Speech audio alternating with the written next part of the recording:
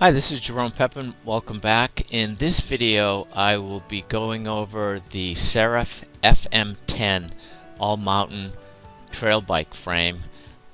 It's possibly considered an Enduro light frame as well. Enduro has changed quite a bit in the last couple of years. I think it definitely would have qualified as an Enduro frame 3 years ago. But nevertheless, let me give you my insights on this frame and the build process I went through, and it might be a frame that's of interest to you. So first of all, this is a custom paint job. I did it on a weekend where we had tons of rain. It was really high humidity. I didn't sand well enough in between coats, and I think if I were to give myself a grade, I'd probably give myself a C+. So not my best work. It is a mountain bike. I ride around in the woods, I fall down, I crash on it. I will probably not go back and redo the paint job. I do like the color, but the finish is fair. So let's get into the frame. The first thing I observed when the frame arrived is it's a very beefy frame. All of the joints seem to be put together really well. I do own an endoscope that I can connect to my iPhone. I use it at work, and I stuck the endoscope into the frame just to see how it looked on the inside, and it looked, like it was in good shape. I've heard other people talk about all kinds of junk being left inside of frames. I did not observe any of that. So in my opinion, it's a very beefy, well-constructed frame, and I do not anticipate any cracks or breakages in this frame. So let's talk about the geometry of the bike. So, I think head tube angle matters quite a bit, and here's the head tube angle measurement. It's right here. The frame claims to be 66.5, and I measured it with my iPhone at 66 degrees. Now, I'll also say that head tube angle is going to change based on the travel in your front fork. So I think I'm running a 140 millimeter of travel. It might be 150, but I'm pretty sure it's 140. So I'm coming in at about 66. If I had more travel on my fork, I would have a lower head tube angle. Seat tube angle, they always are yapping about. So here's the seat tube angle line right here. And it's not the actual angle of the seat tube, it's this theoretical angle.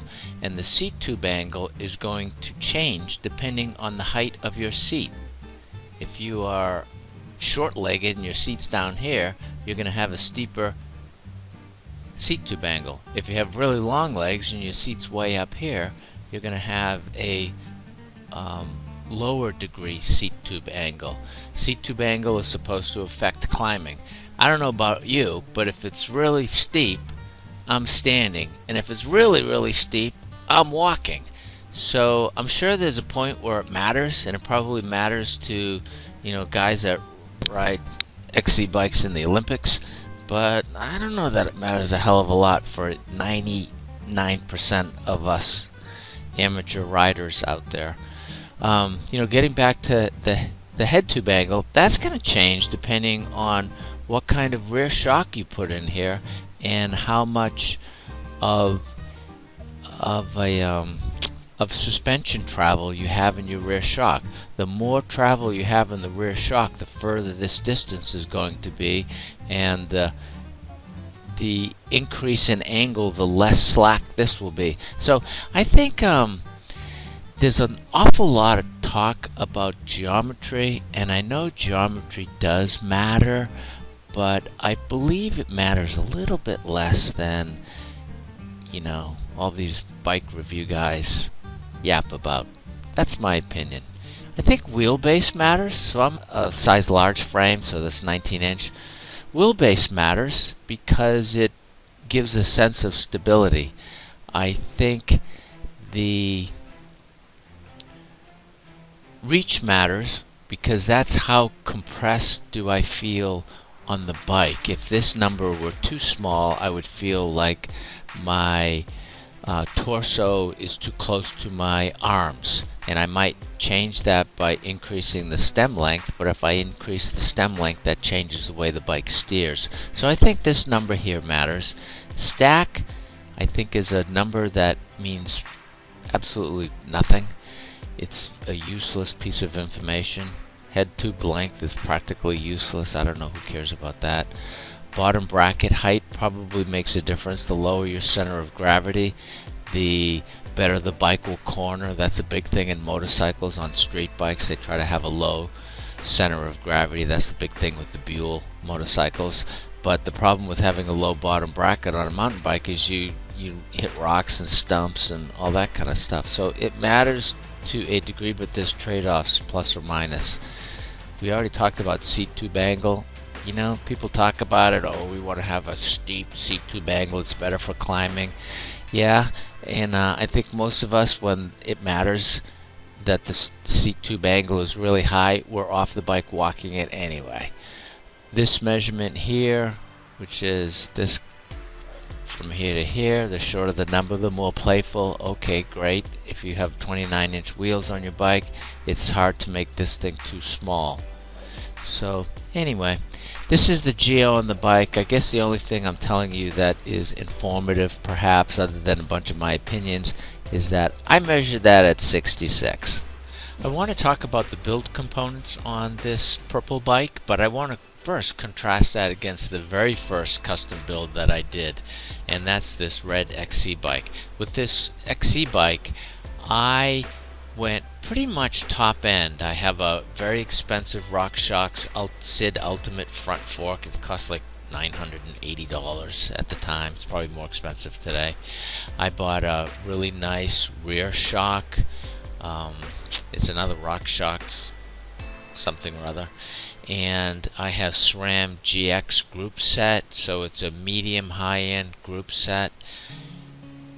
Again, carbon fiber wheels, nice, expensive, very lightweight XC tires. Yeah, twist lock front fork lockout mechanism, so it's pretty much top end. With this second build, the purple bike, I tried to do something completely different. My goal was to see if I could buy 100% Chinese, and my thinking was if I bought a component that ultimately turned out to be too low end, I didn't have a huge investment in that component, I could just swap it out. So let me show you what I ended up going with, and I'll give you the pros and cons of all my decisions. The fork is manufactured from a company called Shenzhen Yang Dinghong Science and Technology out of Shenzhen, China. The fork was a little under $200, and at the time I didn't see very many reviews on it. Now I'm out there looking on reviews, and they're not really all that favorable, but I have to be honest, for the type of riding that I'm doing on Florida trails, it's actually quite a nice fork. Would I take it to a jump park? Sure, I would expect it wouldn't last very long, but this is one of the components that I purchased thinking there was a chance over time I would swap it out. But so far so good, so knock on wood. The rear shock I went with is the DNM AO38RC. It was an inexpensive shock. I think I paid maybe $70 when I purchased it. This is, my purchases were sort of like at the beginning of COVID. And this shock, to be honest, it seems fine. It's adjustable. I don't know. It seems fine. I haven't stressed it, again, kind of like the front shock, but so far so good. I would buy it again. And in fact, I have. I like this shock. I went with the absolute cheapest hydraulic brakes I could find. They're Zoom 2-piston hydraulic brakes, and I think they're fantastic. In fact, let me show you all the brakes I've bought on all my bikes, and I'm going to rate them for you.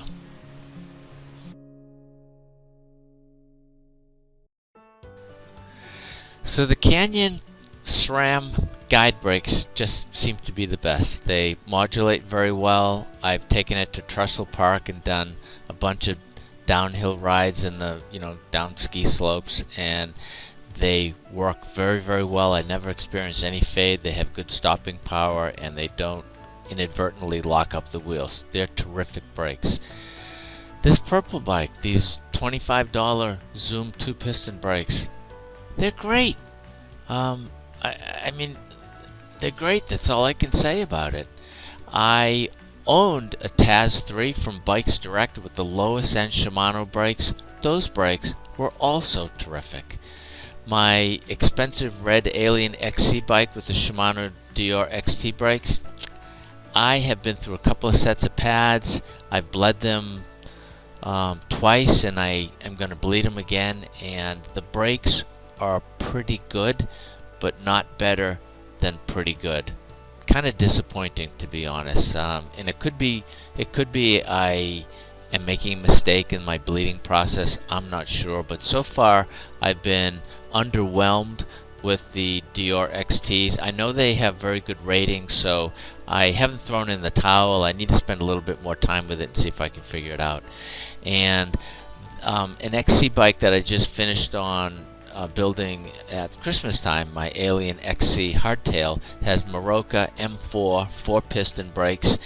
Those brakes right now are terrible, and I believe I need to replace the pads and bleed them once again to see if I can get them to be in good shape. You know, on paper they should be certainly better than the Zoom 2-piston, but so far that hasn't proven to be the case. So, you know, I mean, this lineup of brakes and which ones I think are the best is a pretty unusual lineup. I never would have expected that these $25 brakes would be so good, but I don't know what to tell you. They just seem to work very, very well. Good stopping power. Now, I haven't taken them down mountains or anything, so maybe if I did that, I'd have a different sort order. But this is the way it stands right now. I did go with a Shimano Dior group set. I kind of chickened out on going all Chinese. I read the reviews on the various derailleurs and cassettes, and they were quite terrible. So I did go with Shimano on that. I did go with the Chinese branded crank arm and bottom bracket, as well as the 34-tooth chainring. I learned something about chainrings. If you buy an inexpensive chainring, you can start off for the first, I'll say, 5 miles of riding with a lot of chain drops. I did not experience that when I bought more expensive Shimano or SRAM front chain rings, but these cheap ones, they all seem to have a problem, and I think it's how the teeth are machined. There are little burrs on the teeth, little rough edges, and it takes about 5 miles of riding it for the chain ring and chain to kind of break in together as a set. And up until then, you have a lot of chain drops, but after, I'm going to say it's like 5 miles or so, the chain drop issue completely goes away. But to be honest, it was very off-putting for the first, hour or so fiddling around with it. I took I took the chain apart a couple times. I replaced chains. It was a real nuisance until I realized what I was dealing with. So you just have to break in those chain rings on inexpensive units. Alternatively, you can pick up a chainring guide for $20-25 and install that, and that will prevent the problem from happening. But it really just is a break-in issue. So if you're patient and you don't try to go up and down the cassette during the first 5 to 10 miles, it will wear itself in just fine. I did try to buy a dropper post off of AliExpress from a company called Satori. They are obviously from South China with a name like Satori, but they were having raw material problems, so they were unable to fill the order, and we were kind of in the throes of COVID at the time where it was hard to get stuff. So I ended up buying my dropper post, a Brandex Ascend dropper post, and I'm pretty sure I got it from Competitive Cyclists out of the UK. It's a great dropper post. It's either 125 or 150 mil of travel. It's a nice dropper post. Went with carbon fiber handlebars, which I've used on 4 bike builds. These handlebars cost like $20 to $25. They're great. I'm pretty sure I have 760s or 780s on this bike. Inexpensive chain ring from Raceworks. It's a 12-speed cassette, so that's the chain I went with. And Rock Brothers inexpensive hand grips, which are great. And finally, I took a seat off of my wife's Polygon Siskiyou D7, the Entity seat, which she didn't like that much, and I use it on this particular build. And this is, of all my bicycle seats, this is the one that's the most comfortable that I can ride for the longest amount of time. So it's a really terrific seat. So I've taken you through the FM10 frame, the geo of the frame, what I thought of the construction, and I took you through an example of a nearly all Chinese bike build. So I think the bike's great. I like the frame a lot. I would recommend the frame. I hope you found this informative and interesting, and we'll catch you on the next build.